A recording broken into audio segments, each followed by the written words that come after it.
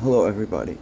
Um, Whatever you believe in, I ask you desperately, please beseech it to help my beloved Duke. Duke went to a new vet today, and he has had a hard time this summer getting his wind. He's only 5 and otherwise in great health, but he's had very hard time breathing, calming down, getting a stable breathing going on walks, like all bulldogs. A lot of bulldogs deal with this.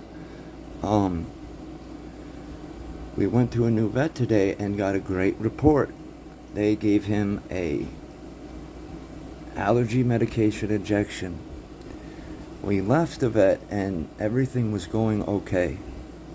He got very bad hyperventilation on the way home in the car, and the air was on and everything, and it was a scenario we've been through 100 times. This is how he is whenever we come back from a walk. So it was just safe to assume that he would recover fine.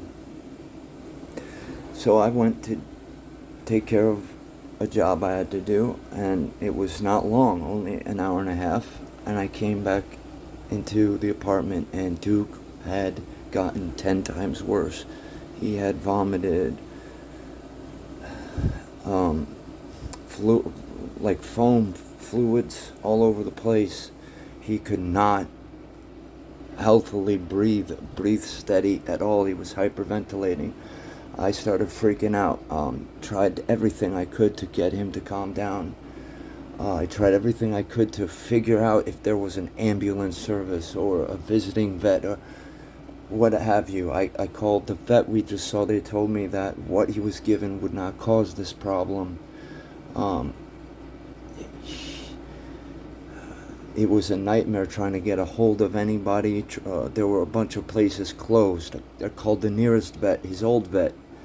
He told me that he needed to go to an emergency room for animals because the vet here had no tools necessary for a situation like this. And I was really scared that just taking him outside would make things even worse. But what choice did we have? So we got him out. We got him into the car. He was such a mess, and there was insane traffic, and the place was 40 minutes away. They were closer. Hospital, all I can say is they would not answer the phone. They just, I can't even. This other place knew we were coming, that had spoke to me at length, but it was 40 minutes away. I drove like a madman at insane speeds, like Evel Knievel, to get him there. We got there. They took him in. They had a very hard time finding veins. They could not get they told me that the catheter they got down his throat is so tiny, it's meant for kittens. His heart stopped. They went insane with CPR. At one point, the head doctor came over and basically said it was over. And I refused to accept that. And he fought, and guess what? He got his air back. But they told me that they needed a ventilator and that they didn't have one. So,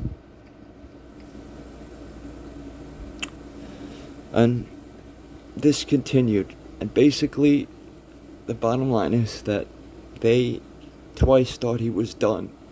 And twice I said, keep fighting. And he fought. And he came back, kind of came back. And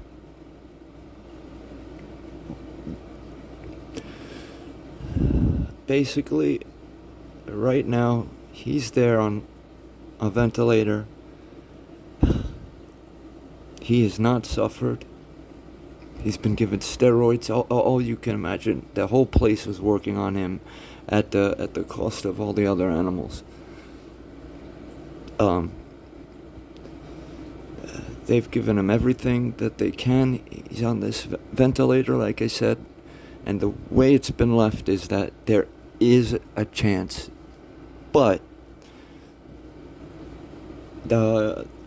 this head doctor doesn't think it's gonna work out. But she also said that twice, and he came back.